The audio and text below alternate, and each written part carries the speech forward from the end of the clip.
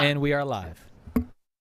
Good afternoon, everyone, and welcome to the July 7th regular meeting of the East Hampton Town Board. Carol, would you please read the roll call?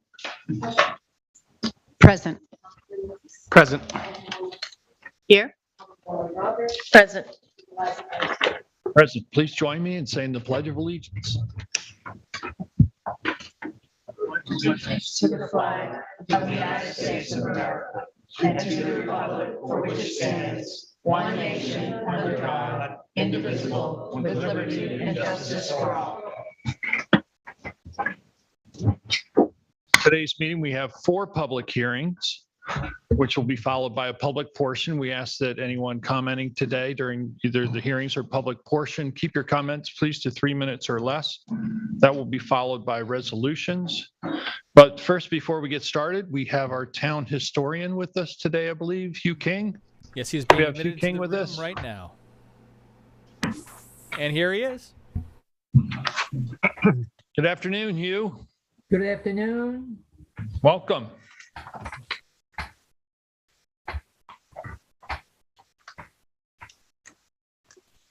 So as I recall, you had asked us to talk today about some of the Revolutionary War figures from East Hampton. You can do that. Okay. Or we could talk about whatever you like.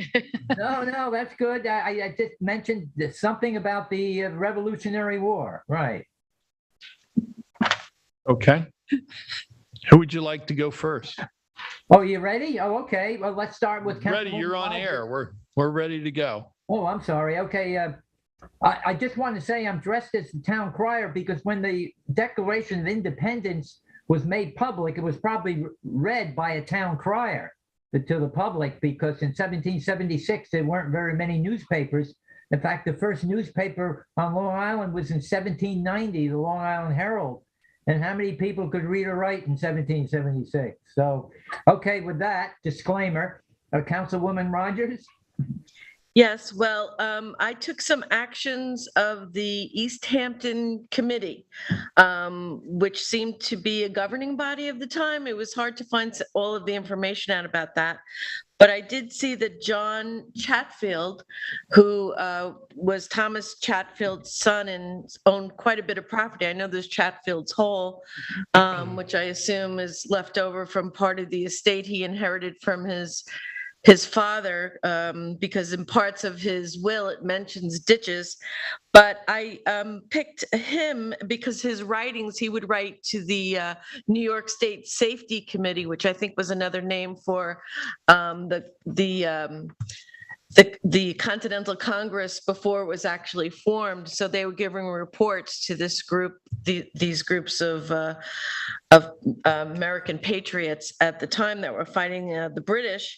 And so these were the types of information that East Hampton was sending to the New York Brigade in their efforts in the war. So one of his entries was, and his writings to that committee was, this day at 10 o'clock in the forenoon, our guard stationed at Montauk, and this was March 22nd, 1776. This day at about 10 o'clock in the forenoon, our guard stationed at Montauk saw 20 sail of square-rigged vessels. 5 of them appeared to be large, and 2 sloops bearing about south-southeast from the point of Montauk, about 9 or 10 miles to sea. The wind south-southeast, the weather something thick and hazy, steering about northeast by northwest, and sailed eastward of Block Island. And I suppose by the course they steered what they were going to Rhode Island. This gentleman and all the information we can give you concerning them, at about 1 o'clock, they disappeared behind Block Island and they saw them no more. And who that was actually was the British fleet coming to America to fight against the American forces. And what he asked of them is, he said, we are a frontier at the east end of Long Island and are destitute of men to defend us and have but little ammunition. Should be very glad if the Honorable House would use their endeavors that we may have some assistance.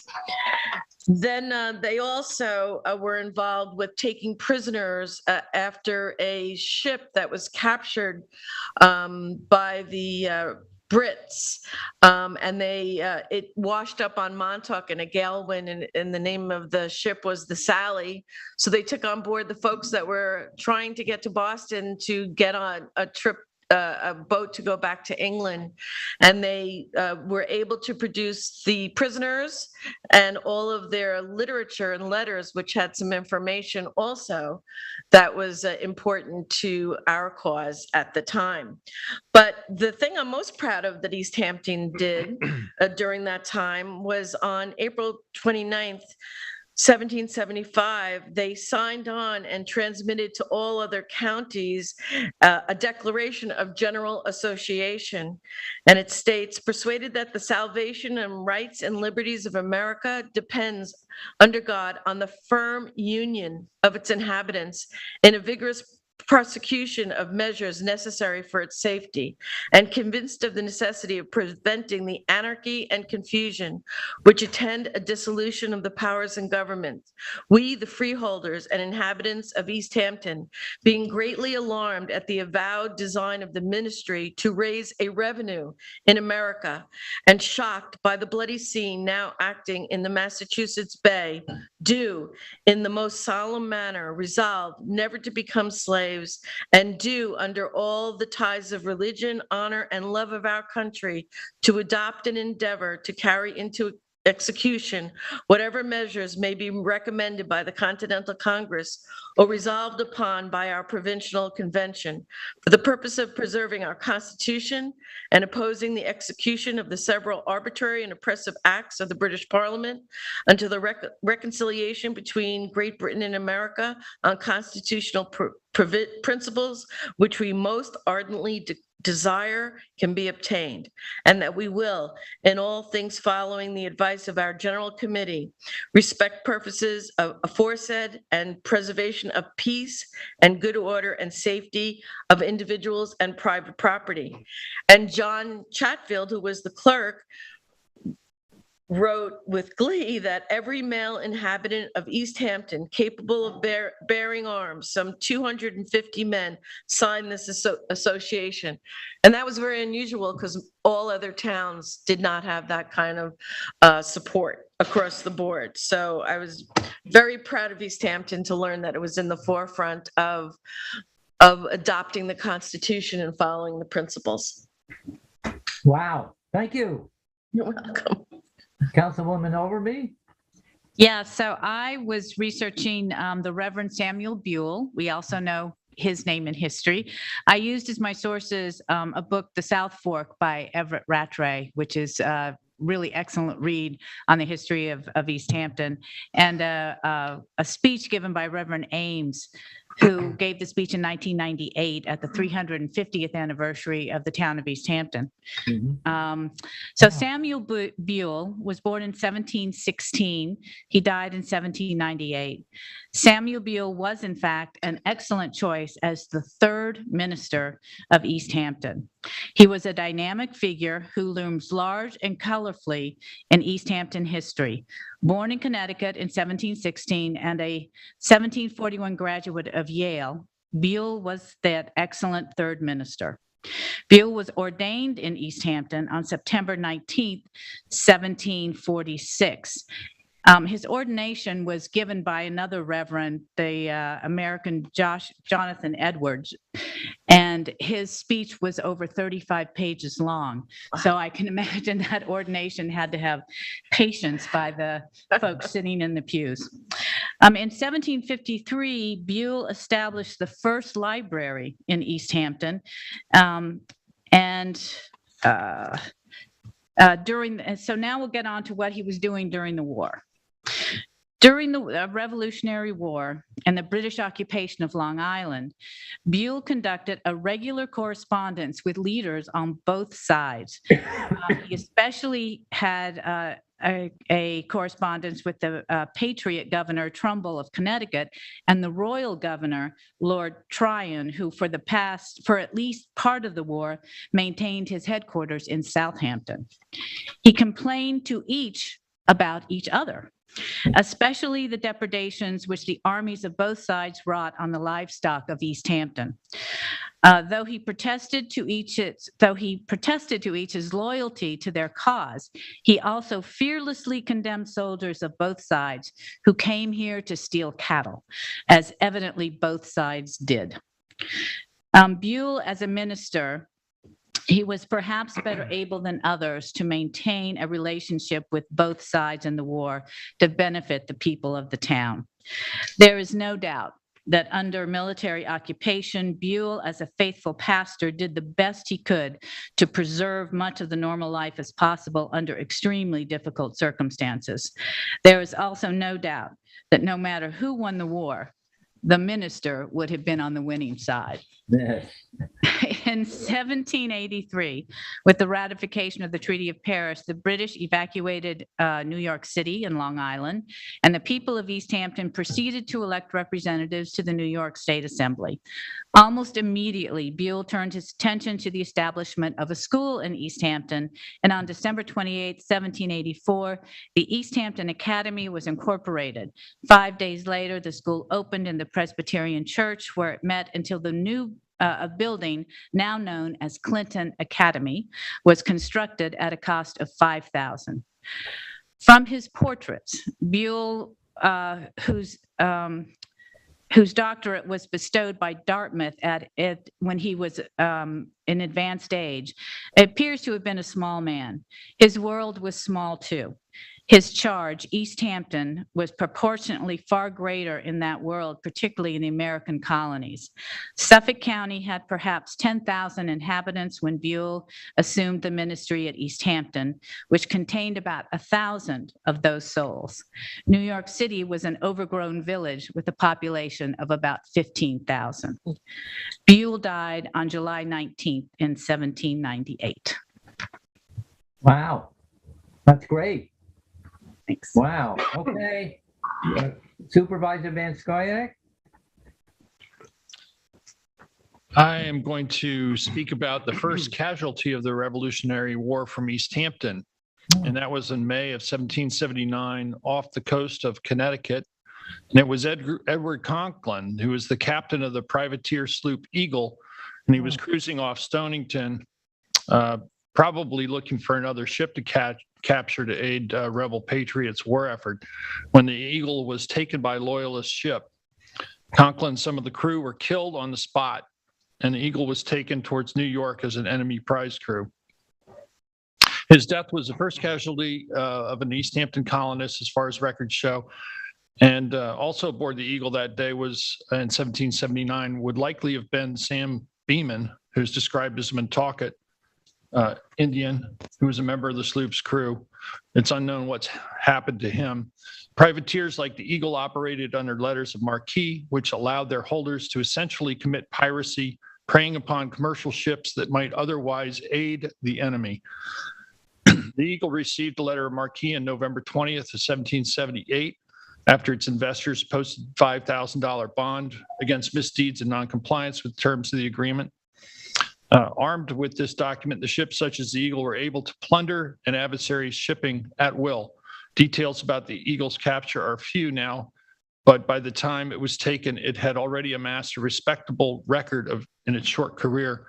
After gaining a prize commission from the Provincial Congress, the Eagle, with 6 cannons and a crew of 30 under the command of Captain Conklin, took part in the capture of 8 enemy ships.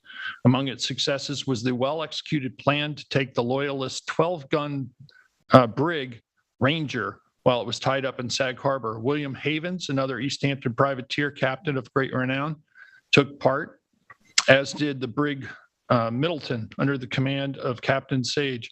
Sometime after leaving Sag Harbor, chased at daybreak by cannon fire from a 12-pound gun on Long Wharf and another heaving 3-pound shot from Hog Neck, Captain Havens' Beaver and the Eagle intercepted 2 brigs from Cork in Ireland. that had been en route to provision British troops on Long Island with a cargo of rum, wine, and 12,000 bushels of oats. It was only months before the Eagle itself was taken by loyalists, and Edward Conklin left dead, East Hampton's earliest Revolutionary War casualty. And then I looked through some of the early town records for references to Edward Conklin. I found his earmark listed, and that was placed on livestock that were grazed out on the plains in Montauk. And the earmark was a crop of the right ear with a slit of the same and a half penny under the left ear. And it's quite common to see these earmarks listed in the early town records from various people who put their cattle or sheep or horses out on the grazing lands. There was also a listing in the records of 12 acres of land that was given to Edward by his father, Joseph Conklin. And that parcel of land is between High Street and Franklin Avenue on the East Hampton side of Sag Harbor and Hampton Street. There was also a reference to him in 1773 as being chosen to be a surveyor of highways within the town. But what I also found rather striking was earlier in the book, it talks about the Revolutionary War era. And this is from H.P. Hedges, and it reads, "In the presence of a portion of the British forces quartered in Sag Harbor and the Hamptons was a standing menace, their conduct exasperating, their language provoking, their incessant pillaging a burden, their insults a trial, their brutality a grievance. The people of East Hampton, not without cause, held them in utter loathing and abhorrence. The discipline and conduct of the officers and the men on the fleet in the Gardiner's Bay was more respectful. Between the people and them and the visits that were exchanged, social civilities were not unfrequent. At Colonel Abraham Gardiner's, a company of officers of the British fleet on one occasion dined there, meeting some young ladies from East Hampton. Until recently, one of the large black walnut tables on which provisions was laid was retained in use. There was a tradition that the carver at the dinner asked the ladies what they would like to, how they would like to be helped. The first one asked, replied, "A wing." The others, unthoughtful difference, continued to answer, "A wing," until the carver, seeing the supply shortened demand, said, "Madam, will you please understand that this fowl is not all wings?" I'll leave it at that. Wow. This is unbelievable. Well, let's keep going. Thank you so much, Councilman Lees. Thank you, Hugh. I will actually be reading a foreword from a book that was given to me by Harriet Edwards, who's a member of the Daughters of the American Revolution. It was also written by and produced by the Daughters of the DAR for the 350th anniversary. And pretty much what it is, it's a guidebook to the war patriots buried in the town of East Hampton. Right. If you don't have one, let me know. I'll get it to you. And it shows where all buried. As you and other board members know, and that board members have supported me moving on, trying to restore our colonial cemeteries throughout the town, there actually were 116 Revolutionary War patriots that are buried in our town cemeteries. Most of them are in the North End or the South End Cemetery, but many were also buried in other places outside of the town of East Hampton.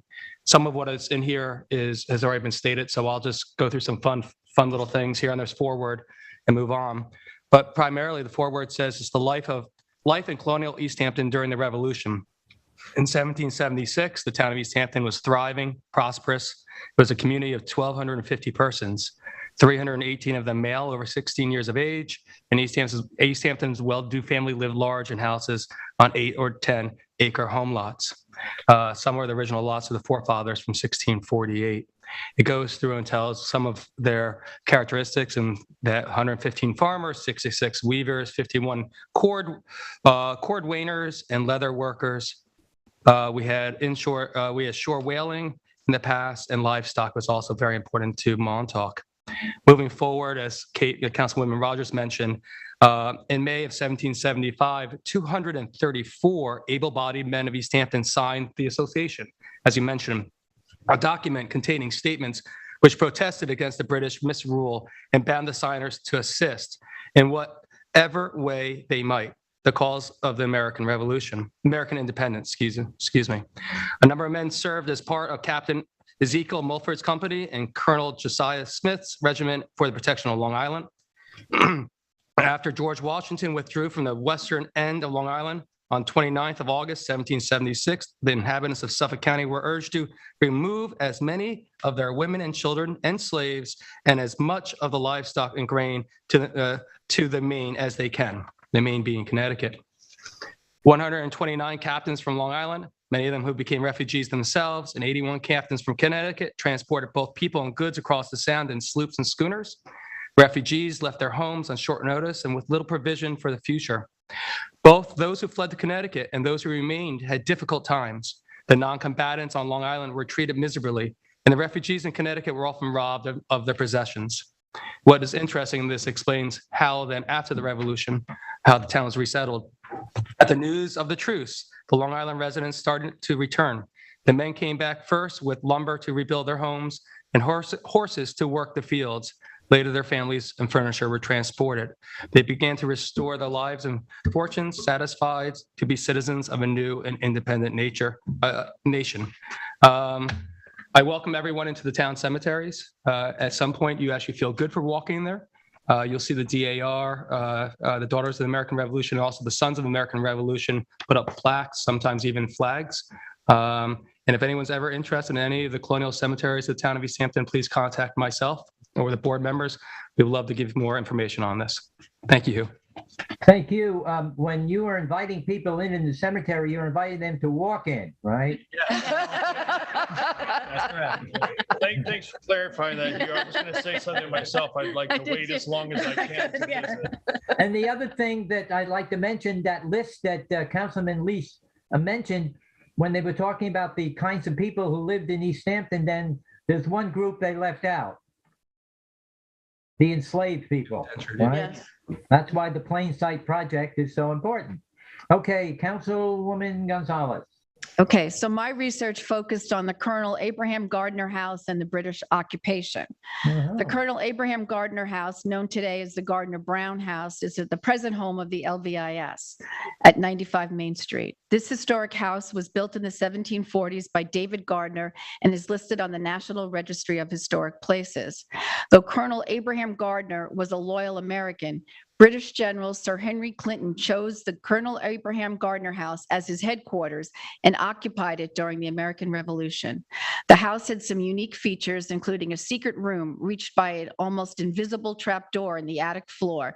The space was large enough to hide 8 men. So learning this, I wanted to understand more about the British occupation here in East Hampton, and that's when I came across Maria S. Dayton's thesis, The Mulford House, a strategy to reinterpret a small house museum, which she wrote in January 2007 when she attended the graduate program in historic preservation at the University of Pennsylvania. I've extracted a couple of passages from Ms. Dayton's thesis that were of interest to this discussion. It starts, few of today's East Hampton residents and visitors are aware the British military occupied East Hampton for 7 years, 1776 to 1783. During these years, the residents suffered hardships and great injustices from both the British and their fellow colonists.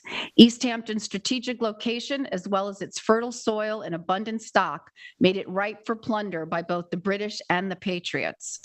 The Battle of Long Island left East Hampton to languish behind enemy lines for 7 years with little hope of rescue or salvation. The British required that Long Island residents sign an oath of allegiance to the king. East Hampton residents were appalled at such a requirement, but there was no other option. Judge H.B. Hedges wrote in his memoirs this poignant statement: "What should they do? Take the oath and live? Refuse and die?" They took the oath, but in heart were just as devoted to their country and hostile to their aggressors as before. Colonel Abraham Gardner, a local man of standing and of dubious loyalist leanings, administered the oath to the people of East Hampton. Now, this oath to the crown took several forms, but the basic template read as follows. I do swear upon the evangelist of Almighty God that I hold true and faithful allegiance to His Majesty King George III of Great Britain, his heirs and successors, and hold an utter abhorrence of Congresses, rebellions, etc., and do promise never to be concerned in any matter with His Majesty's rebellious subjects in America. So help me God. Okay, I'm going to, in the essence of time, save my talk about William J. Risom for the next meeting, but I do want to mention this is so important what you're doing, because what we're doing is we're showing that everybody or many people can learn the history of our town. And to that point, Deanna Takanen on July 16th or July 9th, I can't remember, is going to be giving an historic walking tour of the Springs District around Ashwa Hall. And you know that Juliana Lester and her father Brian, along with Jackie Dumphy and Victoria Mazzina, are doing historical walking tours up and down Main Street, okay, to the East Hampton Historical Society. So we all can be part of learning about the history of our town. I'm out of here. Thank you very much for your work. Thank you so much, Hugh. I just wanted to add one more point. Kathy was talking about the occupation, British troops here in East Hampton. And part of this town hall complex includes the Hand House, which is where David and Kathy and Sylvia and Kate all have their offices. On the second floor, there were troops that stayed in that house during the Revolutionary War, and there's some graffiti that they left behind on the second floor. If you look very carefully at the paneling, you'll find some pictures of sailing ships. Oh, wow. Do they have to take the oath of allegiance now that they're on? Well, I don't know. Should they? I have to say, Hugh, it's a joy to watch your face as we went down the row and everybody, reported on what they researched. It's just every time you heard something, your face lit up, and it's a joy to see. Well, there was so much new information that I'm sure many people didn't know. That was the other great thing about what you're doing. Okay, thank you. I'll see you next time. We'll talk about William J. Risom. Thank you, Hugh. Thanks for helping us keep their history alive. Right. That brings us up to our public hearings. Carol, would you please read the first public hearing notice? Take notice that the Town Board of the Town of East Hampton will hold a public hearing in the Town Board Meeting Room, East Hampton Town Hall, 159 Panago Road in East Hampton, pursuant to Section 247 of the General Municipal Law and Section 64E8 of the Town Law of the State of New York on July 7th at 2 p.m. or as soon thereafter as this matter may be heard, to consider the following. The town's acquisition for the preservation of open space with community preservation funds of a property located at 21 and 35 Star Island Road in Montauk, reputedly owned by Black Canyon Investments LLC and consisting of approximately 8.58 acres of land, vacant land, at a cost to the town of East Hampton not to exceed $4,500,000 plus reasonable survey, title, prorated tax, and recording charges. Said property being described on the Suffolk County tax map as 312-1-8.12 and 306-4-20.2, an amendment to the 2022 CPF Management and Stewardship Plan to include said property. Thank you, Carol. Is there anyone here who wishes to address the board on this hearing? Jason, do we have any callers on the line? Scott to introduce it. I think he's. Oh, we do have Scott with us. Scott, do you want to introduce this? Sure, I can be happy to. So you note on the aerial, the properties that we're talking about are actually outlined in blue. They're just over the causeway on Star Island. The properties have over 650 feet of shoreline on the lake. And although, you're right at the neck there is more tidal flushing on the north end, but the lake as a whole is still a compromised water body. Much of the area surrounding the lake was developed prior to the institution of Natural Resource Special Permit Regulation, Harbor Protection Overlay District, and in fact, prior to modern zoning. So as such, this led to the filling of wetlands, non-conforming clearing, significant lot coverage, and structures in close proximity to tidal wetlands. And this, of course, partially leading to the slow decline of water quality. But the acquisition of vacant properties within the watershed provides an opportunity to reduce and mitigate some of those cumulative impacts by retaining and in some locations, restoring the natural buffering potential of the undeveloped properties. These properties are within the critical lands protection strategy, a scenic area of statewide significance, is within a significant coastal fish and wildlife habitat, is within a water protection and a harbor protection overlay district. These parcels meet the criteria set forth in Town Law 64E. I would ask the board to pass a resolution to acquire. Thank you, Scott. Jason, do we have any callers on the line who wish to speak at this public hearing? Mr. Supervisor, we have no callers on the line. I am calling in with the phone line right now, and everything is operating. Thank you very much. Motion to close? Second? All in I favor? think David Buddha had his hand up. I asked earlier if anyone wished to speak. You didn't. Would you like to speak on this? I don't think you asked on this, but then you went to Scott. Yes, I'd like to speak on this very quickly. Please, Thank you. continue. State your name for the record. David Buddha from the Springs in East Hampton. My only comment with regard to this is the same comment that I make on many of the CPF projects. The town is remiss in taking the opportunity to inform the public about such important expenditures of $4.5 million. The town should, as a regular matter of course, provide online prior to the hearing all relevant documents, which in this case would be if there is a conditional contract of purchase, that should be made available. There is always, as I understand it, a planning department evaluation memo, which in this case, based on the location of the property, is probably rating it a very high and desirable acquisition. But that memo should be a part of the public record that the public can see before the public hearing so that any comments can be fully informed. Lastly, this may just be a technicality. One of the two parcels that's involved in this joint purchase, 35 Star Island, according to the deed of record, has a co-owner named Cogden's Point LLC as a nominee for yet someone else, and that co-ownership is not reflected in the resolution. I'm sure it will be reflected in the deeds when the town does acquire the property, but it really would be nice if the town could list all of the owners of a property in the resolutions that are prepared to propose acquisition. Thank you. Thank you, David. Anyone else wish to address the board on this hearing? My motion still stands to close? Second? All in favor? Aye. Aye, passed and carried. Carol, if you'd read the second hearing notice, please.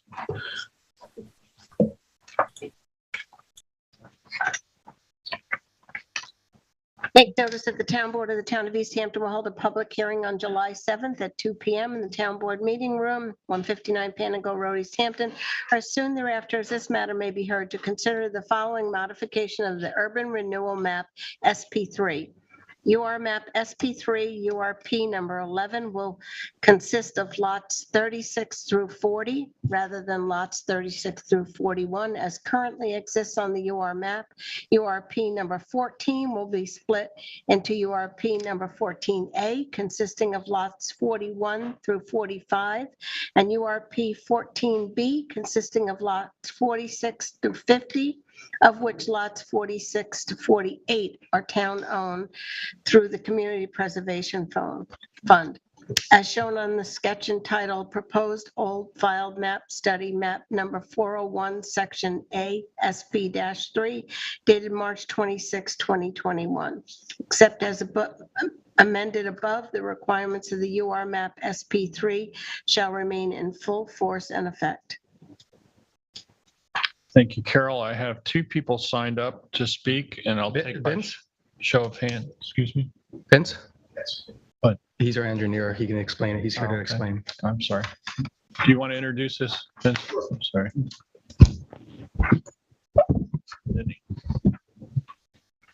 Vinny, right? We have that, Rick. He's the engineer that's going to explain. You can give this to us later if you like. Good afternoon, members of the board. As the clerk had kind of summarized what we're looking at here. You just mentioned your name. Yes, Vincent A. Gaudiello. I'm principal with the Rayner Group, and I serve currently as the consulting engineer to the town of East Hampton.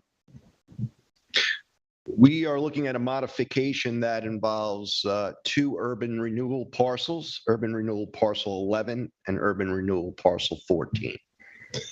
Prior to the town using open space monies to purchase a portion of these lots, the map in essence was laid out to create two parcels, of which urban renewal parcel 11 was to be 12,000 square feet and urban renewal parcel 14 was to be 18,000 square feet.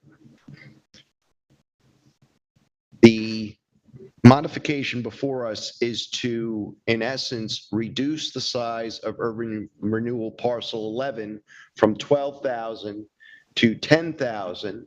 And part of that, in essence, is to be able to have urban renewal parcel 14 remain buildable. With the town's purchase of a portion of urban renewal parcel 14, what you in essence did here was take this lot right out of the mix. So what you have here now is this as the potential buildable parcel. That is the buildable area. And as far as lots 49 and 50, they're kind of open at this point. I believe, you know, should the board consider this modification or look favorable on it, those two lots 49 and 50 in essence would be a prime candidate as open space. So in essence, what you're doing here is you've now taken 10,000 square foot of lot area there and have created open space. In evaluating this proposal, there is no increase in development density. The map originally proposed 2 buildable lots. What this in essence is doing is really just shrinking it down a little bit. But with that said, you're now grabbing almost 10,000 square feet of open space area here. Public water is not available in this area. So as far as moving forward, you would be looking at wells, and the applicant or the development of these lots would in essence need to situate wastewater treatment systems, wells in approximate areas that would meet the standards of the Suffolk County sanitary code. So if the board has any further questions of me, I'd gladly answer them. Any questions for Vincent? Thank you very much. I have 2 people signed up. I'll take by show of hands anyone else who wishes to speak afterwards. Jane Rothschild and Bill Boggs. Where do I stand? Over there? Come to the podium, please, and if you just, just state your name for the record. I made notes, as you can see. Levity. All right, I'm Bill Boggs. I live right over here, Vine Summit, with Jane. We've been living there for 9 years.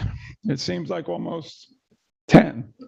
Anyway, I have 2 points I want to make. One is essentially aesthetic, having to do with the intrinsic character of Springs. And the second is business, having to do with rules, okay? So the aesthetic one is this. I think that one of the inciting influences for Jane and I to pick our home on Hartley in Springs was Springs itself, on Summit, excuse me, was Springs itself. The wooded nature of the area combined with the artistic community, as well as a diverse community that lives there, but particularly the aesthetics of all the woods and Springs drew us there more than the town or more to Sag Harbor. We like that feeling, okay? So sticking with aesthetics, let's face it, I've watched 2 lots in our area build new homes, okay?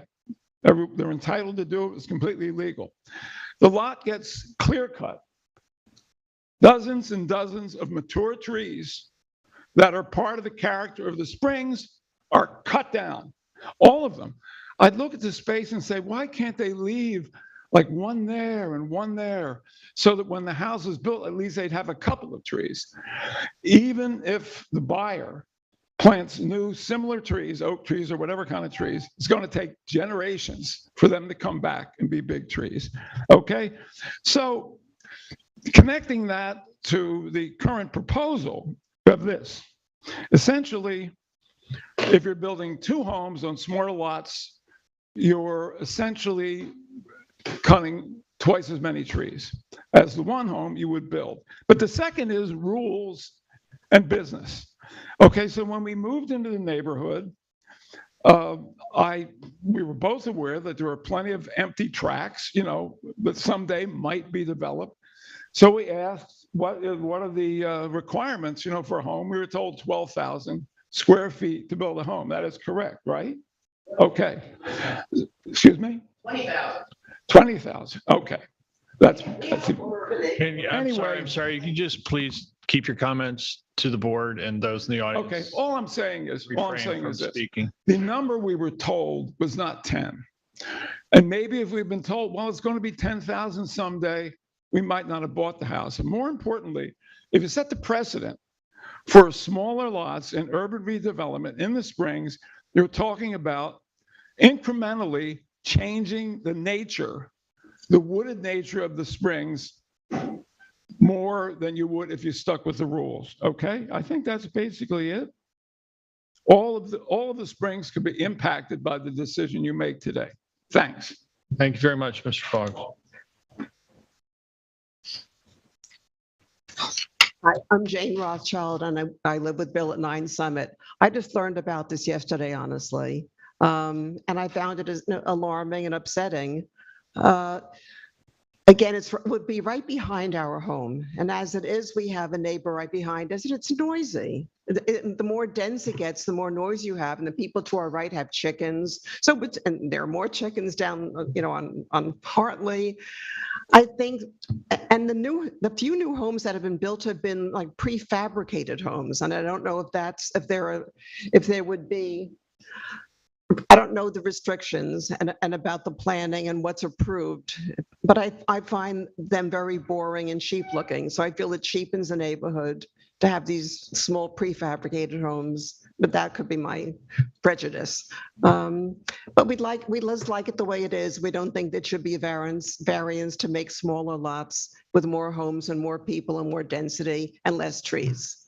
Thank you very much. Thank you. Yes, ma'am.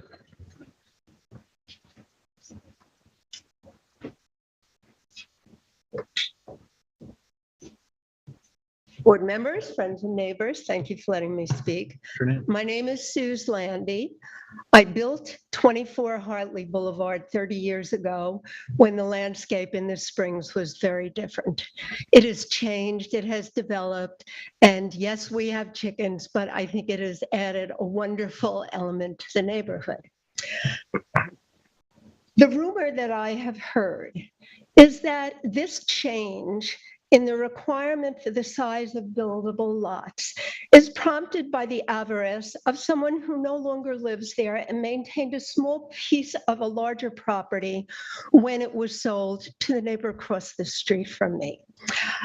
It's rather upsetting if that in fact is the reason, and if it's not, I would be most curious to know what the driving force is. If it is the reason, and it is correct, I am offended at the fact that someone who doesn't live there is looking to make windfall profits by combining land so that that particular person or entity can build a home, sell it, and count his or her money all the way home. We're in America, there's nothing wrong with that. But for 30 years, the people who, and more actually, because one of my neighbors has been there for 50 years, have been required by a certain standard. And I believe that it is only fair and amicable for this board to ensure that that standard be maintained. Thank you. Thank you. David?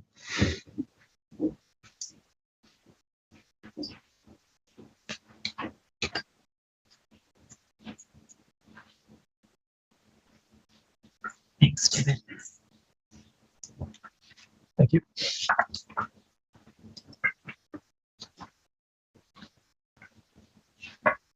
Thank you.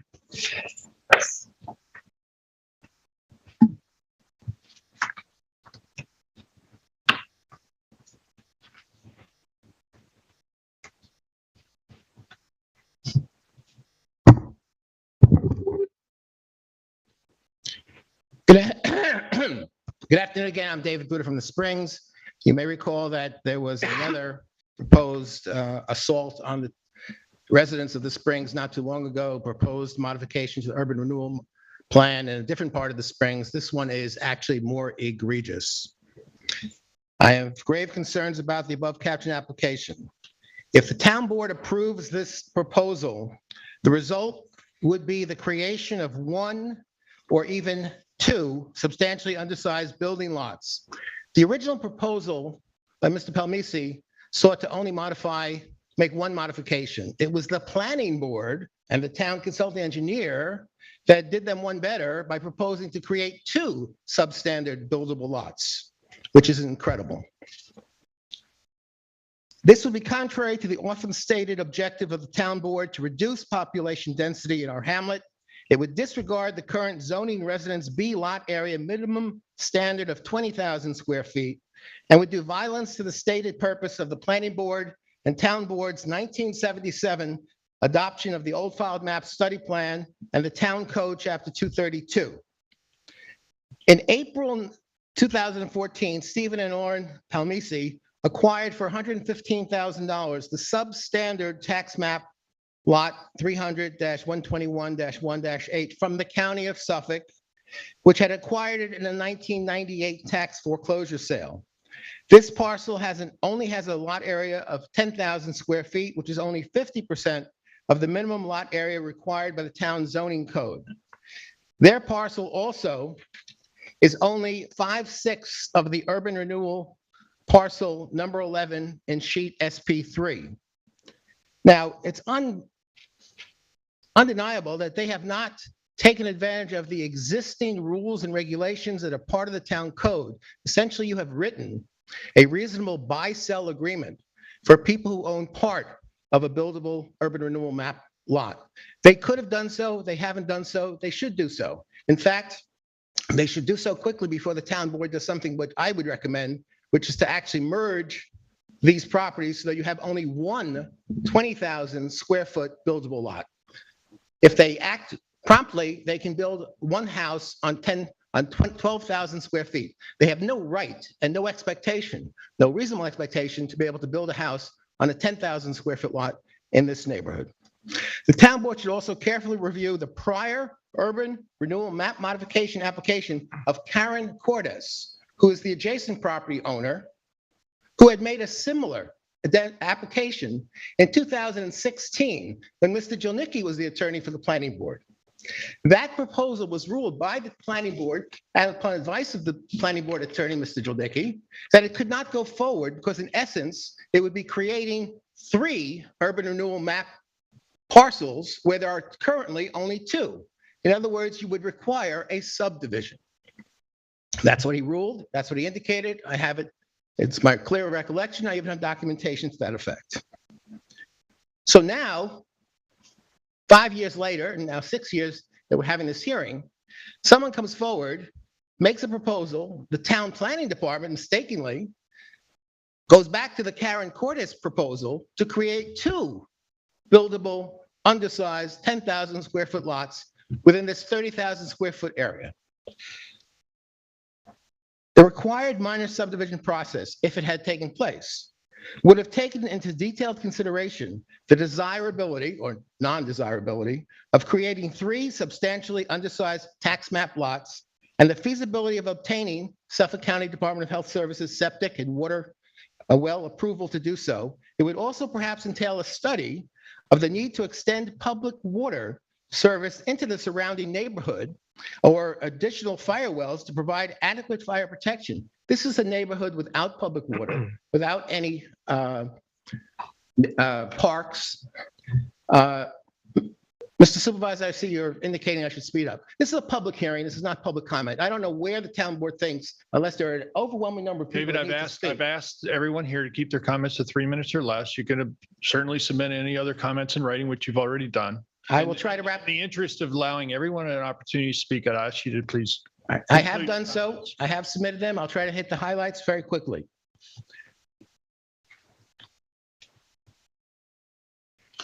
Contrary to the indication made both by the attorney for the applicant and by the planner, who makes note of the fact that there are some smaller lots in the area that do not conform to 20,000 minimum lot zoning. The vast majority of the properties in this neighborhood either were created by the merger of undersized lots or currently are substantially larger than 10,000 square feet. And you would, approving this, you would be turning the clock back, disregarding the purpose and intent of the old filed map study, and would be obviously contrary to zoning. The combined area, again, let me just make this proposal. You have 30,000 square feet.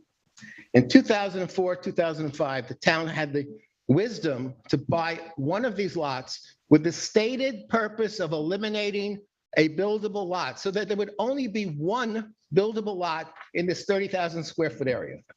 You have not completed the purchase of the adjacent property, which you can and should do, through the process of a forced buy-sell arrangement.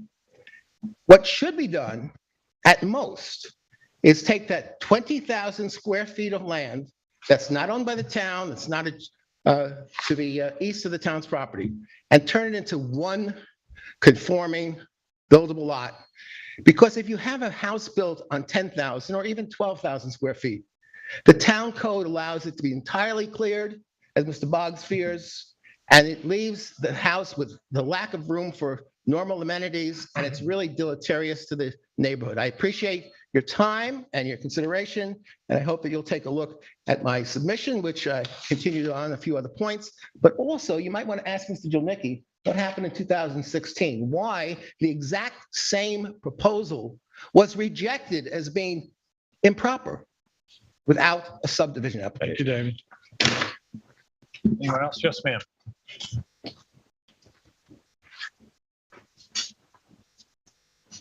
Good afternoon. My name is Jennifer Castillo. I live at 15 Summit, and I just came up to state for the record that I oppose this proposal. And I'd love for my friends and neighbors who came to the meeting as well to just raise their hands in case they don't all want to come up and say the same thing. Thank you very much. All these people are here to say, no, we don't want this. Okay, and those who've not spoken, who've not, okay. Anyone else wish to speak who's not yet spoken? Rick.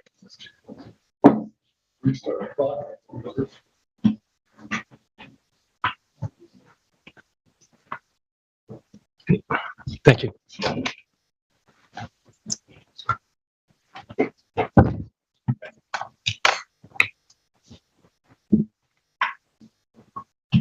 Good afternoon, Richard Whalen. I'm the attorney for Stephen Palmisi, who is the owner of most of Urban Renewal Parcel 11 on Hartley Boulevard. Our proposal is to shift the boundary between Urban Renewal Parcel 11 and 14 so that our current lot, which is 10,000 square feet, will be buildable without having to acquire another 2,000 square feet. So we're proposing to move the boundary to change the size of Urban Renewal Parcel 11, which we own and otherwise would own in its entirety, from 10,000 to 12,000 square feet. That's all we propose. Most of what you heard from the neighbors shows they do not understand at all what's going on today. There's no increase in density, and if there's no increase in density, there's really no basis for them to be complaining. With respect to David Buddha, David appears before you very often. He's obviously a very bright guy. The fact that he's bright and he should understand this stuff makes me even more annoyed because he's basically misinterpreting to you what's actually going on, and he should know better. Urban Renewal Parcel 14, which is to the east of my client's property, my client does not own any part of that.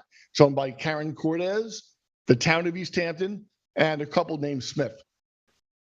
In 2005, the town bought from Structural Technologies a 6,000 square foot parcel in the middle of Urban Renewal Parcel 14. What that did in effect was to divide the parcel. If you own the eastern part of Urban Renewal Parcel 14, the Smiths do, or the western part, Cortez does, you can no longer combine them because the town property is in the middle and the town property was bought with open space monies. So effectively in 2005, without amending the urban renewal map, the town created basically created three lots. What the planning department and the town engineer are suggesting is that urban renewal, they're recognizing a reality. Urban Renewal Parcel 14 has to be split. You can't combine it anymore. The town owns land in the middle of it. That means you're going to have a 4,000 square foot parcel on the eastern side. That's the Smith parcel. you're probably going to buy that parcel. It's 4,000 square feet. You're going to buy it, you're going to add it to what you already acquired. When you've done that, then what's left is 20,000 square feet, of which 10,000 square feet is owned by Cortez and 10,000 square feet is owned by my client. Right now, the urban renewal map requires that my client buy 2,000 square feet from Cortez. So he's got a 12,000 square foot lot and she has an 8,000 square foot lot. And all we're saying is that doesn't make a lot of sense. You got 20,000 square feet owned equally between those two parties. Keep us where we are. My client did attempt, before approaching the town board, did attempt to contact Cortez and buy her 2,000 square feet of land, and she never responded. So to go for 2,000 square feet of land, we'd have to involve ourselves in the very complicated urban renewal process of trying to acquire land from a non-responsive person.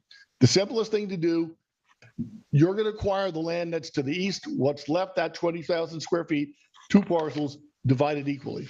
That's all we've asked for. It's not an increase in density. David certainly should know that. It's pretty apparent you're going to have to buy the property at the eastern end, and there'll be only 2 lots, which is what the urban renewal map has proposed since 1977. Thank you. Thank you, Rick. Anyone else who's not spoken who wishes to speak? Entertain a motion to close. Sir, we also have callers on the line.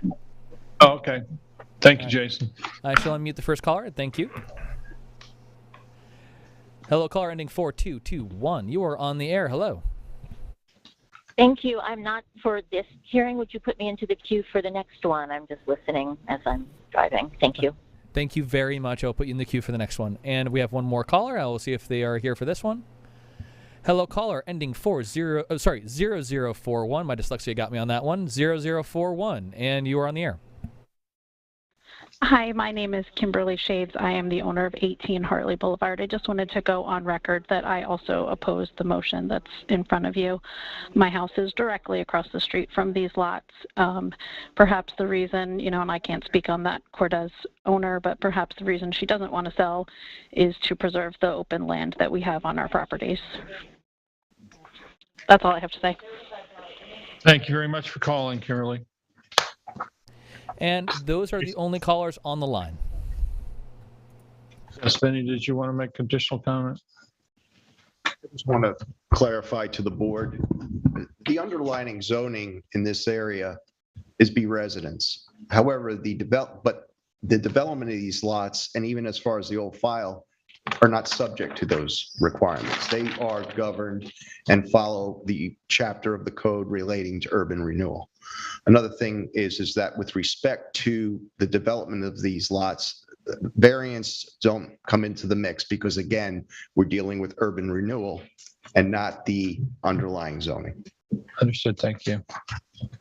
One brief comment response. Yes, David. Please try to make it brief.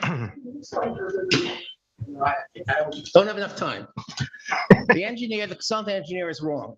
Under the urban renewal map plan, any lot that was created that was less than the allowable zoning, in fact, there was they applied a 15,000 square foot standard, required a referral to the zoning board of approval for the granting of a variance. If he doesn't know that, I'll send the documents so that he can learn all about it.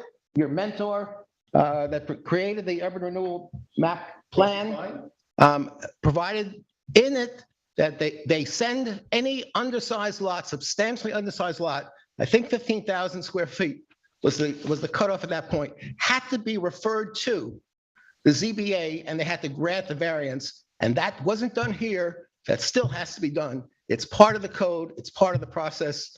And Rick, if you don't know it, you've learned something new today.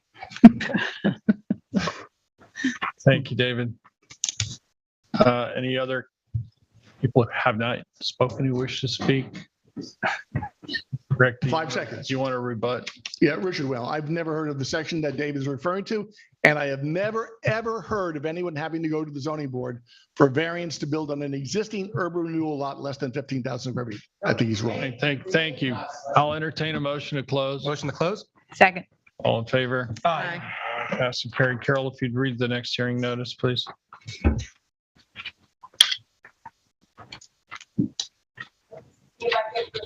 Town of Carolyn, East can you Hampton. press on the mic?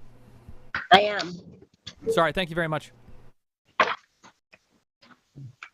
will hold a public hearing on Thursday, July 7th at 2 p.m. or as soon thereafter as this matter may be heard at Town Hall, 159 Panago Road, to consider a local law and abstract of which follows. A local law to rescind Chapter 200 Downtown Montauk Outdoor Right-of-Way Dining Pilot Program in review of the Town Board's adoption of new regulations for outdoor dining in Chapter 255 zoning, Section 255-1188, additional rules for particular principal and accessory uses, outdoor dining to revise 255-1188, outdoor dining to require outdoor lighting installed pursuant to an administrative permit for outdoor dining to be turned off no later than 12 midnight each day during the permit term, to clarify that placement of outdoor dining onto a adjoining property is limited to property upon which a restaurant use is permitted or specifically permitted and may be sought only by restaurants which are permitted in a zoning district in which they are currently located,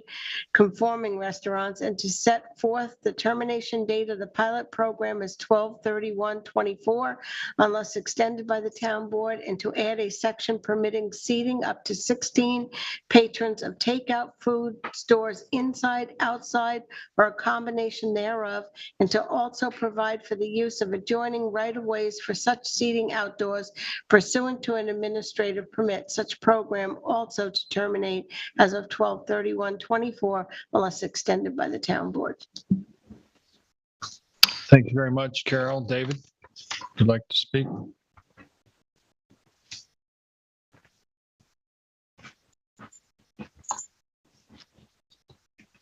Good afternoon. I'm still David Buder from the Springs. One Scrivener's error I'd like to just point out that needs to be corrected. There is the proposal here to merge together the provisions concerning outdoor dining at restaurants and outdoor eating at takeout establishments. There is an existing provision of 255-8811 entitled Takeout Food Store. That provision needs to be modified, incorporated, and deleted. There is two sections to it. The first one would be superseded by this proposal. The second one has nothing to do with what you're talking about, so it needs to be preserved. So someone needs to take a look at the existing takeout food store provision in 255-8811. It needs to be, since the intent here is to merge it together with the provision for outdoor dining at restaurants, and it overlaps, it's a bit of a conundrum. The other thing is, unless I'm mistaken, state law that created planning board jurisdiction over establishes, and the town code recognizes that when you make a change to the zoning ordinance, chapter 255, you're obliged to make a referral to the planning board and to obtain their opinion and comment on it. I believe that's applicable in this instance, unless you have decided to do away with some of the planning board's powers and vest them solely in the director of the planning department. I believe that's an omission that needs to be corrected. The third point I want to make is that this is a unique resolution that created this public hearing. It doesn't actually contain the language of the town ordinance changes, the town code changes. So in order to understand exactly in minute detail what was proposed, one has to look at a document that I was able to obtain yesterday from Mr. Jelnicki and from Carol Brennan, the court clerk. It brings home again the need for the town board to create a system on your web page where documents relevant to public hearings are available to the public in advance. And this is an extreme example. If you read the resolution scheduling a public hearing, you can understand your intent, the goals, the general perspective of what you want to do, but you can't read the text. You have to read it. And it was not apparently, for some omission, placed on the town website. So anyone who was interested had to know enough to call up people that had copies that could provide it. Thank you very much. Thank you, David. I believe anyone else in the room? Yes, Andy. Then we'll go to the phones. Good evening, Mr. Supervisor, member of the board.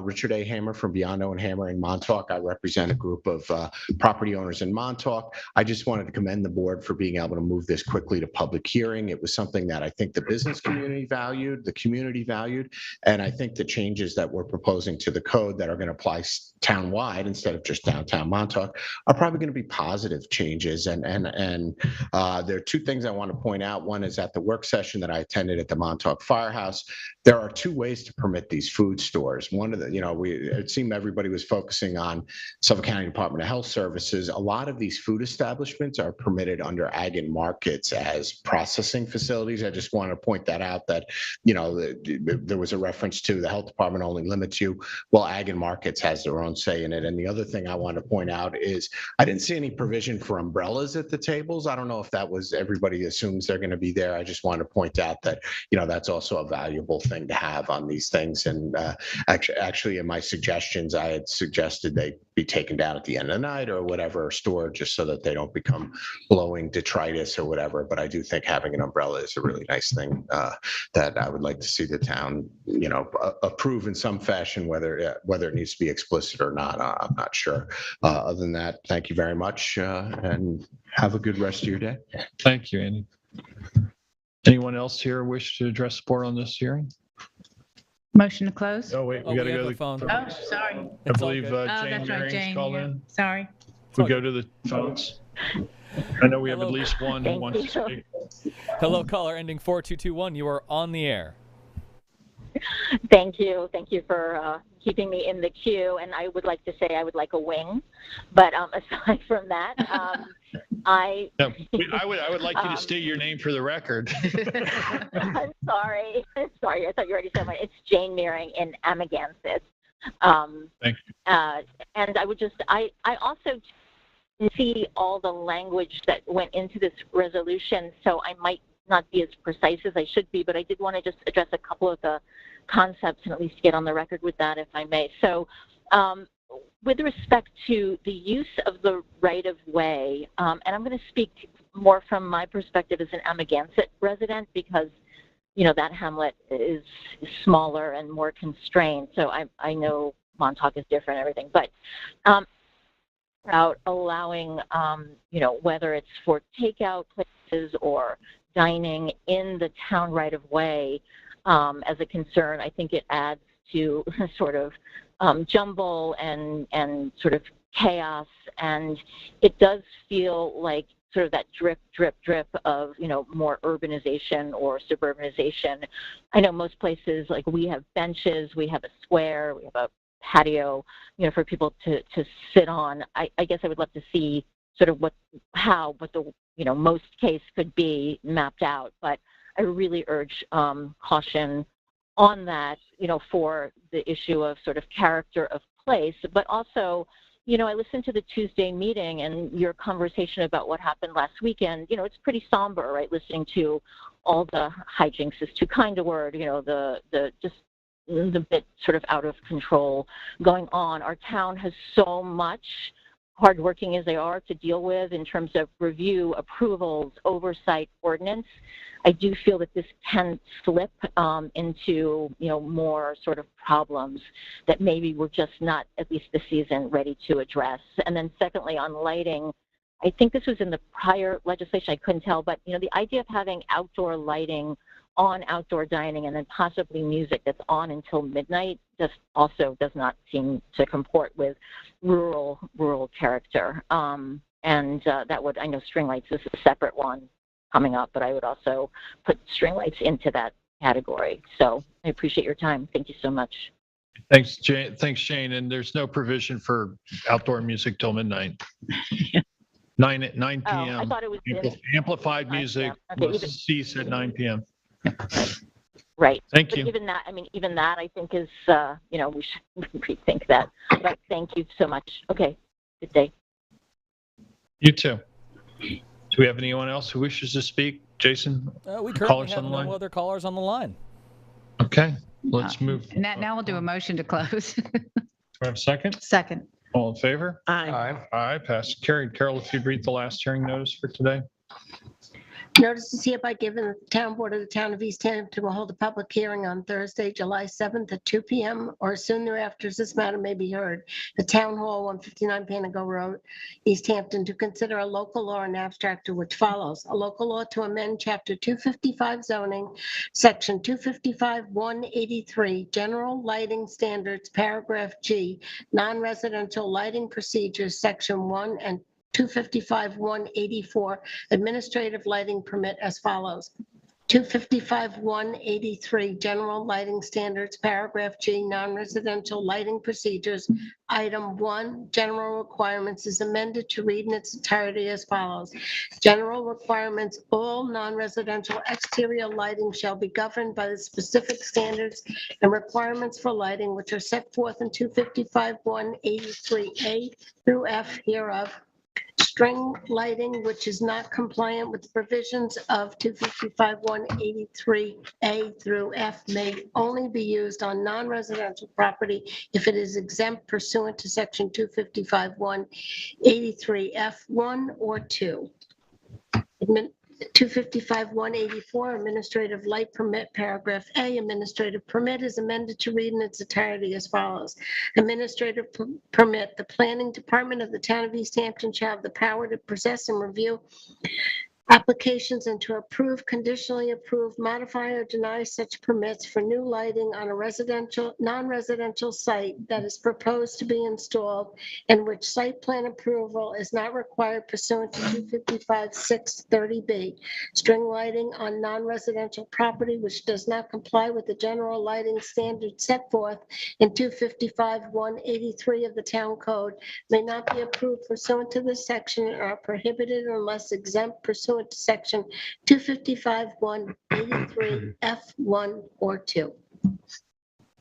Thank you, Carol. We have our planning director, Jeremy Samuelson here. Jeremy, you care to offer just a brief introduction on string lighting, what we're doing here? I'm happy to, Mr. Supervisor. I intended to answer any questions as needed, but I'll take that as a question. So, yeah, basically what we're attempting to do here is acknowledge that the world has created new technology that allows us to say yes to things we weren't able to say yes to before. So basically, string lighting, as we've all come to envision it with these bare bulbs hanging, we've now got LED versions of these high energy efficient ones that are fully shielded, that can meet Kelvin requirements for the temperature of the light and would keep any light from trespassing off of the subject property onto a neighbor's property. Given that, we thought it was time, and given the demand of restaurants in particular and outdoor dining establishments to have some ability to safely accommodate their guests, we felt it was time to see if there was a way forward using this new technology with appropriate installation and clear guidelines. Very important to all of this is that anyone who wants to install this type of lighting, should it be approved, would still need to come to the planning department and get an administrative permit.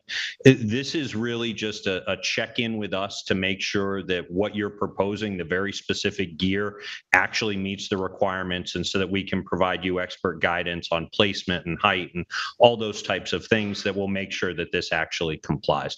So now that technology is caught up to our code, we have a path forward, and it's time to allow a type of fixture that in the past wasn't, frankly, up to the needs that we have in the community, to make sure that we're protecting light trespass, neighbors from light trespass, and all those concerns surrounding dark skies and impacts to community character and glare and all of those things. So I'll pause there and see if any more detail is helpful. Thank you, Jeremy. Thank you. Is there anyone who wishes to address the board on this matter? Do we have any callers on the line, Jason? We have no callers on the line. I'll entertain a motion to close. Motion to close. Second. All in favor? Aye. Aye. Passed and carried. That brings us up to resolution. Public Oh, I'm portion. sorry, public portion, and then David Buda.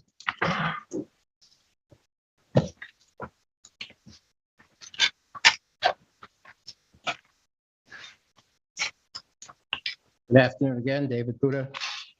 In reading through the agenda of resolutions that you're prepared to consider today, there were two that jumped out at me that gave me pause to reflect and concern, and gave me some concern. So I'm going to ask you to, when the time comes or now, explain what the town board's intentions are such that you are now seeking an appraisal of the Springs Youth building, Springs Youth Organization building, which is built by the town, located on Springs School property. The tennis courts, I believe, are also town built, and those, I believe, are also on the school property. And you're seeking to have your resolution number 891 would have an appraisal. Is that simply for bookkeeping purposes, or do you have any intention of changing the current structure, which basically, I understand, you're generous enough to allow the Springs School to use that building? I don't know about the tennis courts, but to use the building for their pre-K program, and the school district reimburses you the cost of your carrying costs for the open bond that was used to build that building. Yeah, so the intent here, David, is to find out what the valuation of any improvements that town owns on school district property. Do you have any intention to change the current ownership structure, or Yes. maybe? Yeah, it's a rather peculiar instance that the town would own property within the school district's domain. And we don't believe that that's proper. And we're trying to rectify that by finding out what the value of the property is and conveying it to the town, to the school district. Okay. That's the intention.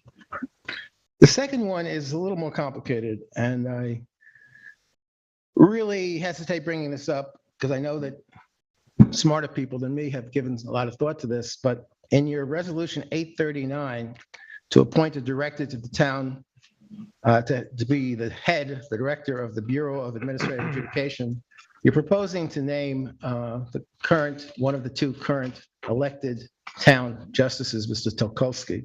And I have no doubt Mr. Tokolsky will do a wonderful job and has all the skills and qualifications necessary. However, the reason why I'm concerned is the town code, chapter 62, which is based directly on the state enabling statute, has a requirement that the director shall devote his or her entire work time to the duties of the office. Now, that doesn't mean he has to be a full-time person, because it may not be a full-time job.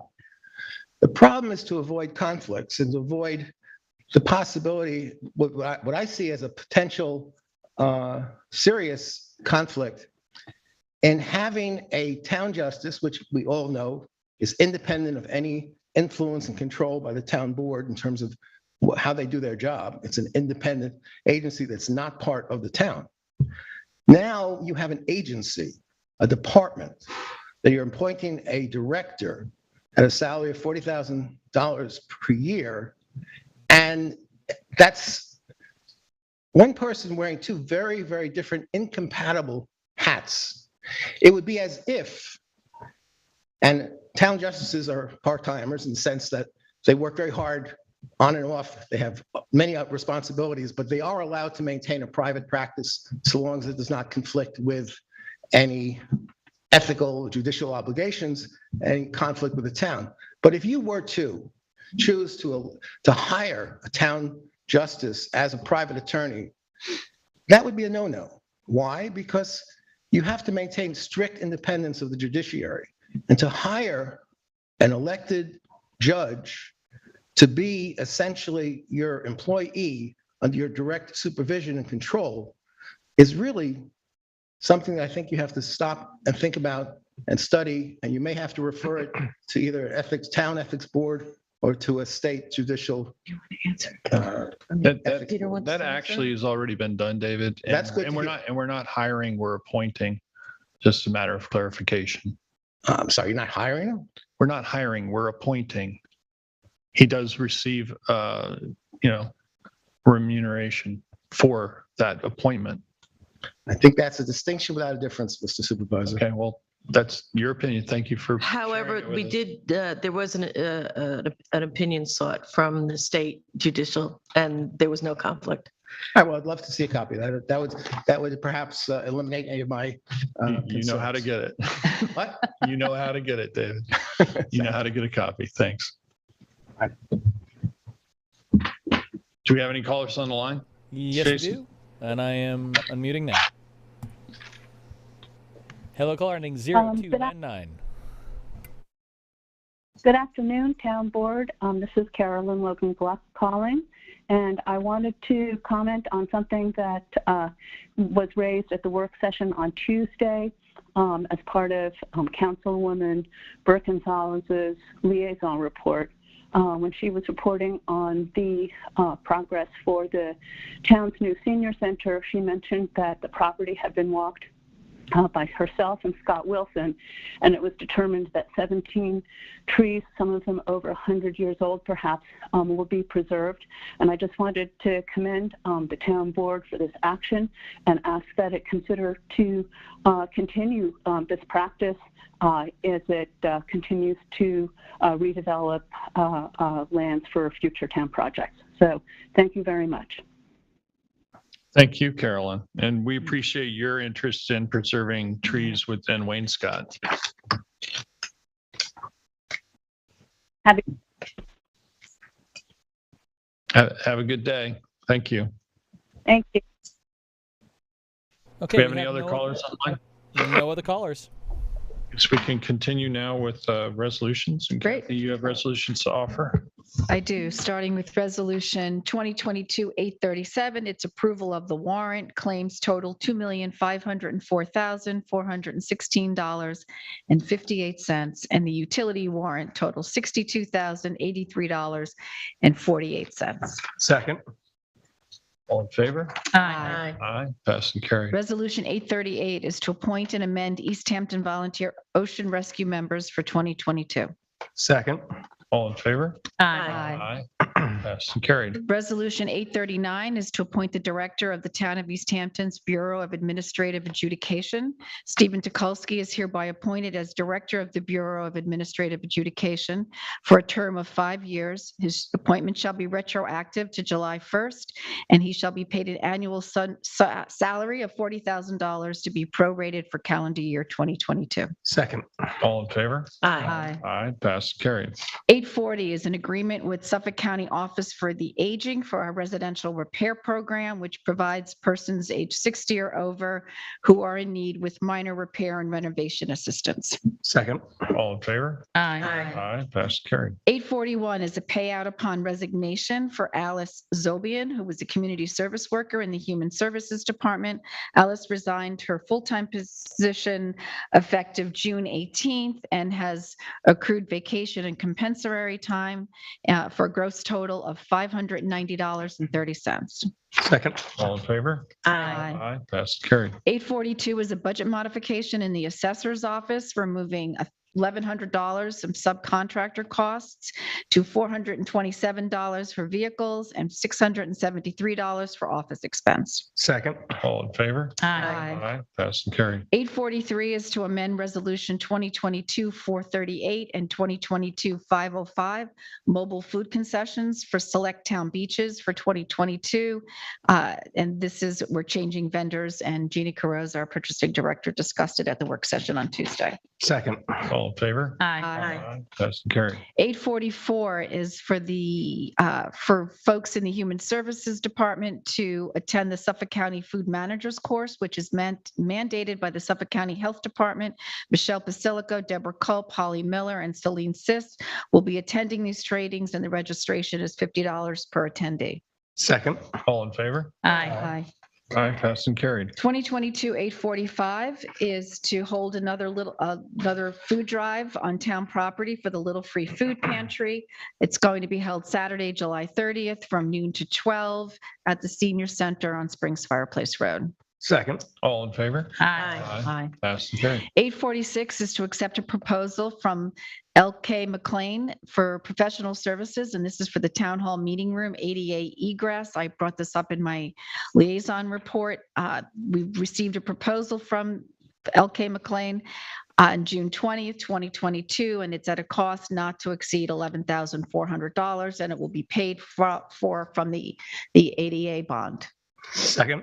All in favor? Aye. Aye. Passed and carried. 847 is to approve funding to promote the community engagement survey for the new senior center. Following on the success of the virtual and in-person listening sessions, we wish to have a survey that would go community-wide. It'll ads will run in the East Hampton Press, Sag Harbor Express, and the East Hampton Star, July 14th and July 21st, in an amount not to exceed $5,000. Second. All in favor? Aye. Aye. Passed and carried. 848 is approval of various special event permits. We've got a Walk on Water Surf Academy. That's at the Ditch Plains Beach, west of the lifeguarded area. That runs Monday through Thursday, July 19th to August 26th, from 9 a.m. to 12 p.m. USA Warrior Stories. This is at an East Hampton residence on Saturday, July 16th, from 7 to 11 p.m. Gurney's Inn Resort and Spa is holding a CCOM event. That is on Wednesday, July 13th, from 6 to 8 p.m. God's Love We Deliver benefit. That's going to be at a Wainscott residence on Saturday, July 9th, from 6 to 9 p.m. And Hampton's Lifeguard Association Run Swim Run. This is at Atlantic Avenue Beach on Friday, July 15th, 5:30 to 7 p.m. Second. All in favor? Aye. Aye. Passed and carried. I'd like to offer resolution 2022-849. This is a bond resolution for $2.1 million for drainage for the Stephen Hans Path project. The probable PPU for this is actually 40 years, but we're going to change it to 5 years, the date of the original issuance of the said bonds or notes. So that's in section 3. Correct. Yes. Well, it's written in section 3. So I'm not amending it. I'm just stating. that's what I was going to ask. Just stating what's in section. Oh, okay. Do I have a second? Second. Carol, would you please read the roll call? Aye. Aye. Aye. Aye. Aye. Passed and carried. 850 is notice of public hearing for real property acquisition and amend the 2022 management and stewardship plan. The purported owner for 229 East Lake Drive, Montauk is James Spock.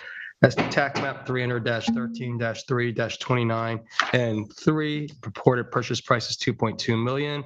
And the public hearing will be held on July 21st, 2022 at 11 a.m. Second. All in favor? Aye. Passed and carried. 851 is to schedule a public hearing for CPF project plan edition. Tax map is 300-133-2-6.2. The property is located at 16 Swamp Road in East Hampton, and the property is contiguous to significant number of preserved acres held by the town in the Harbor Protection Overlay District, Groundwater Protection Area, and Pine Barrens. We'll be having the public hearing for this one also on July 21st, 2022 at 11 a.m. Second. All in favor? Aye. Aye. Passed and carried. 852 is a scheduled public hearing for real estate acquisition and amend the 2022 management and stewardship plan. Again, this is for 16 Swamp Road, East Hampton, tax map 300-133-2-6.2 for purported owner is Phoebe Eng. Purchase price is not to exceed $1,925,000. Again, the public hearing will be held on July 21st, 2022 at 11 a.m. Second. All in favor? Aye. Aye. Passed and carried. 853 is appoint student volunteer Joshua Green to the town board effective July 7th, 2022. Second. All in favor? Aye. Welcome Aye. aboard. Tesh. 854 is a title change for lifeguards. This is for Lawrence Gulata. He's now being promoted to advanced ocean lifeguard. Hourly rate is $17.25, retroactive to June 27th, 2022. Second. All in favor? Aye. Passed and carried. 855 is amended resolution 2022-785 for budget modification for highway. The incorrect budget code was used, and that the appropriate budget code should be the one stated below. Second. All in favor? Aye. Aye. Passed and carried. 856 is a budget modification from Highway Department, where we're be taking $1,000 from sidewalk improvement and $5,000 for emergency road supplies, and bringing out the budget line for other equipment in the amount of $6,000. Second. All in favor? Aye. Aye. Passed and carried. 857 is accept the proposal for professional engineering service for the Montauk Playhouse HVAC Phase 1 to Nelson and Pope. The total costs set forth was $19,500 plus a sum of $3,500 for preparation of build specifications for a total cost of $22,500. Second.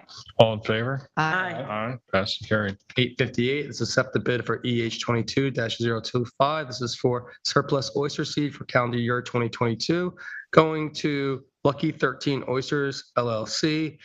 The amount of $13 for 1,000 oysters for 3.3 millimeters. Into Multi-Aqua Systems, the amount of $22.50 per thousand for 15 5/16 millimeter. They were the highest received bids. Second. Inches, I apologize. All in favor? Aye. Aye. Aye. Passed and carried. 859 is accept the bid for EH22-023 for the Star Island Pump Out Station to Keith Grimes. And that amount is $225,000. Second. All in favor? Aye. Aye. Passed and carried. 860 is accept proposal for EH22 101. That's the stove, Cove Hollow Stormwater. This is the end of the pipe technical design. This is going to be awarded to VHB Engineering. This goes to total amount of $189,179, and they will be doing for survey, landscaping, architectural, and geology. Second. All in favor? Aye. Passed and carried. 861 is a release deposit, for partial rental to Liliana Fasalina. First one is for EH22009. The amount is $3,518.50 from the purchasing department. And the second one is for EH22009 AO42710, in the amount of $7,037, also from the purchasing department. Second. All in favor? Aye. Passed and carried. Resolution 2022-862 is to schedule a public hearing. Notice of public hearing for grant of a scenic and conservation easement to 188 OMH LLC. The date of the easement is May 25th, 2022. It is located at 188 Old Montauk Highway in Montauk, and the reviewing agency is the Zoning Board of Appeals. The public hearing will be on Thursday, July 21st at 11 a.m. Second. All in favor? Aye. Aye. Passed and carried. Resolution 2022-863 is to schedule a public hearing for a scenic and conservation easement for Calderon. This is for Victor and Athena Calderon. It is at 21 Robbins Way in Springs. The reviewing agency is the Zoning Board of Appeals, and the public hearing will be July 21st, 2022. Second. All in favor? Aye. Aye. Passed and carried. Resolution 864 is to provisional appointment and promotion to senior planner for Marco Wu. East Hampton has requested and received permission to fill the position of senior planner on a provisional basis. In accordance with our CSEA contract, the position has been posted from June the 16th through June 30th, and Marco Wu meets the required qualifications. And the full-time position of senior planner is at an hourly rate of $30.34, $63,115.31 annually for a 40-hour work week paid biweekly, effective retroactively to July 1st. Second. All in favor? Aye. Aye. Passed and carried. Resolution 865 is provisional appointment to principal planner. And this is for Constance, I don't know how to say it, Vasilis Lagoren. And this is in accordance with the CSA contract. The position has been posted from June 22nd through July 6th, and it meets requirements for the position. Constance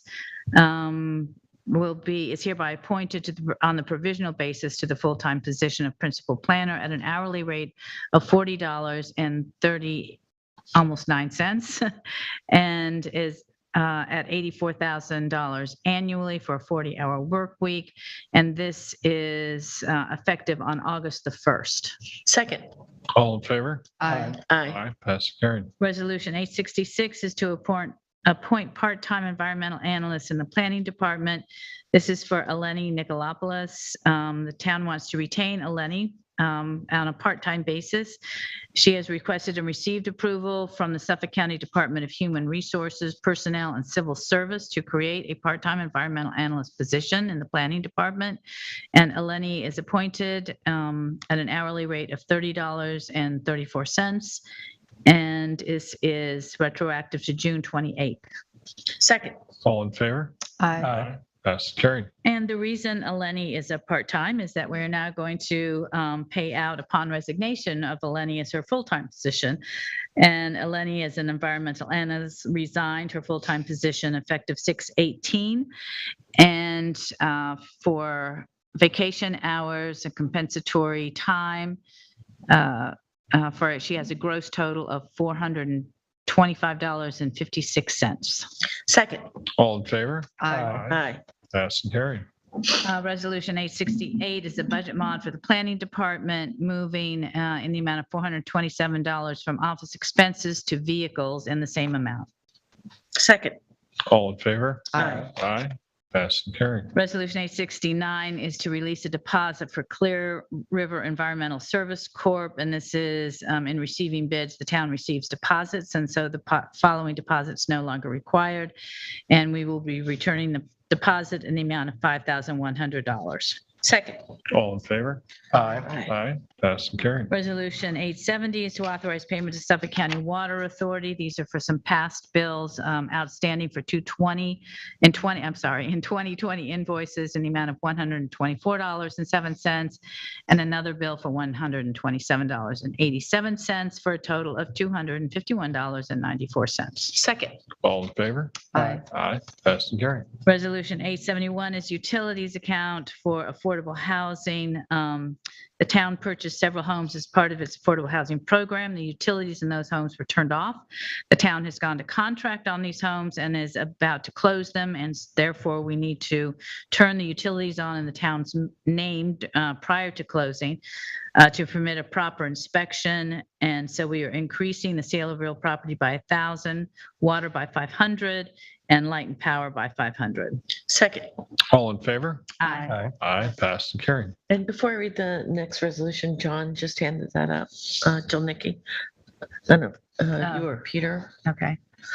So my first resolution is 2022-872, and this is to add new members to the 2022 Energy and Sustainability Committee. And this resolution is to add Sky Tansman, who is a student representative from East Hampton High School, Gloria Frise, and Jane Meering to the committee for the remainder of the calendar year 2022. Second.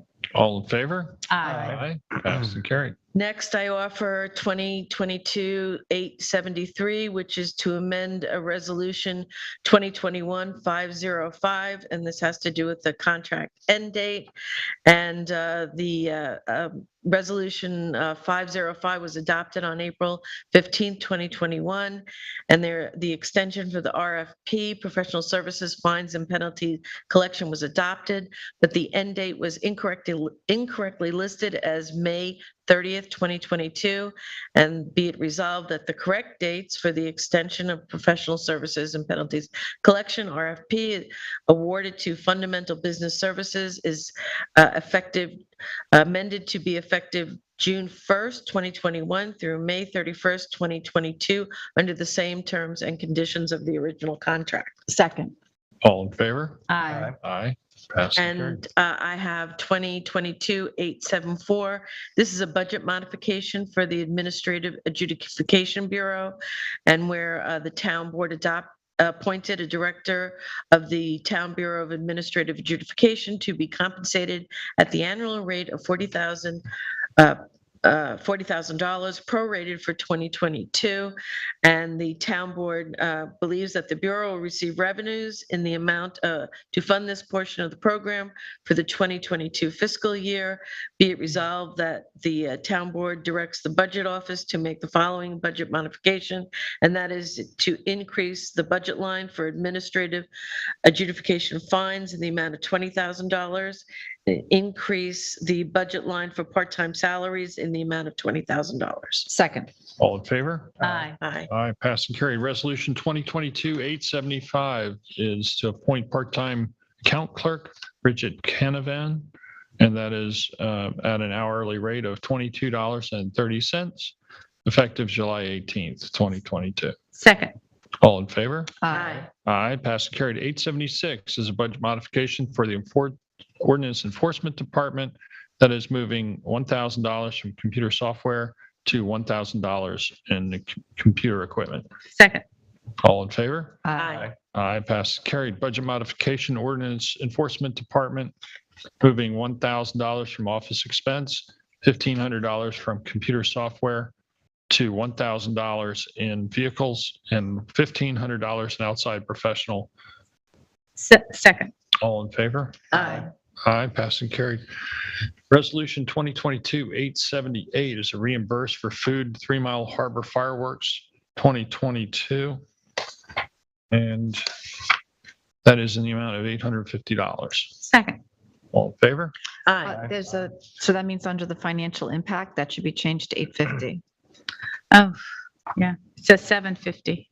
Oh, it says 850 on mine. It says, but it's listed in two Financial places. impact says Under 750. financial impact. You have an older version. Mine's correct. Yeah. Yeah. Yeah, that's why Okay. it's wrong. So my version has 850. Got it. Not needing Second. amending. All in favor? Aye. Aye, passed carried. 879 is to extend contract EH 21023, printing of miscellaneous forms, 2021, Montauk Printing and Effects of Color. Second. And that is for effective period July 9th, 2022 through July 8th, 2023. We have a second. All in favor? Aye. Aye, passed and carried. 880 is to authorize expenditure PA system rental, and that is in the amount of $550. Second. All in favor? Aye. Aye, passed and carried. Resolution 881 is to pay NYMER deductible Hornbuckle versus Town of East Hampton, and that is in the amount of, let's see, 2.75 million. That is, thank you, David. And so that means that the total settlement is 2.5 million. Second. All in favor? Aye. Aye, passed and carried. Resolution 882 is to authorize payment 2021 NYSID invoice, and that is in the amount of $216.75. Second. Sorry. All in favor? Aye. Aye, passed and carried. 883 is to extend contract DH 19025 Fort Hill Cemetery interments and maintenance contract, Allen Burke Backhoe Services. That is an annual cost of $2,200 per month for a total cost of $26,400. Second. All in favor? Aye. Aye, passed and carried. 884 is notice to bidders EH 22-026 East Hampton Airport Terminal Parking Lot Repairs. Bid available July 7th, 2022. The bid is due on July 21st, 2022. Second. All in favor? Aye. Aye, passed and carried. 885 is to extend contract EH 21-027 supply and delivery of auto parts. 2021 Advanced Stores Company, DBA Advanced Auto Parts. Grade A Petroleum, Fleet Pride Incorporated, and Morgan Auto Supply Incorporated. Second.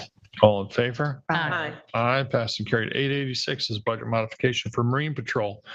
That's moving from computer equipment in the amount of $1,100, boat repairs and maintenance in the amount of $1,000, supplies in the amount of $300, to telephone in the total amount of $2,400. Second. All in favor? Aye. Aye, passed and carried. Budget modification for the airport. That is to increase budget line appropriated unreserved fund balance, the amount of $500,000, and increase outside professional in the same amount. Second. All in favor? Aye. Aye, passed and carried. 888 is a budget modification for the town attorneys. This is to increase the appropriated unreserved fund balance in the amount of $50,000 and increase outside professional in the same amount. Second. All in favor? Aye. Aye, passed and carried. 889 is auction surplus equipment. Whereas the highway department has certain surplus equipment that does not suit the needs of the town. Therefore, the town highway department is putting that equipment up for sale at Auctions International at their website, auctionsinternational.com. Second. All in favor? Aye. Aye, passed and carried. Resolution 890 is to authorize payment of WW Granger past due invoice in the amount of $111.36. Second. All in favor? Aye. Aye, passed and carried. 891 is to hire appraiser, Springs Youth Association building, and that is misspelled. One too many T's. No. That is for a fee of $8,500. So second is amended. All in favor? Aye. Aye, passed and carried. I believe we have some after hearings. We have two that are timely. Two that are resolution ID number 28038 is to adopt local law amending chapter 255, section 255, 183 general lighting standards and section 255-1-84 administrative lighting permit to allow string lighting if code compliant. We heard the public hearing earlier. Second. All in favor? Aye. Aye, passed and carried. Resolution ID number 28037 is to adopt local law to rescind Chapter 200 to the downtown Montauk outdoor right-of-way dining pilot program and to amend 255-1188 outdoor dining and to add outdoor seating. This we also heard earlier. And that's it. Second. All in favor? Aye. Aye, passed and carried. Any other matter to bring before the board? No. Entertain a motion to go into executive session. Motion to go into exec session for, I don't have a list. We have, I think it's contracts. Consultation with counsel on an application. Advice of counsel, and that's it? Advice of counsel. I believe that's it. No, there's one other. There is? I think it's the continuation, the license agreement. Pension license agreement. Oh, okay. Oh, yes. And, okay, advice of counsel license agreement and go into 4 o'clock. at 4 o'clock. I'll send the link. Thank you very much, everyone. Stay safe, be well.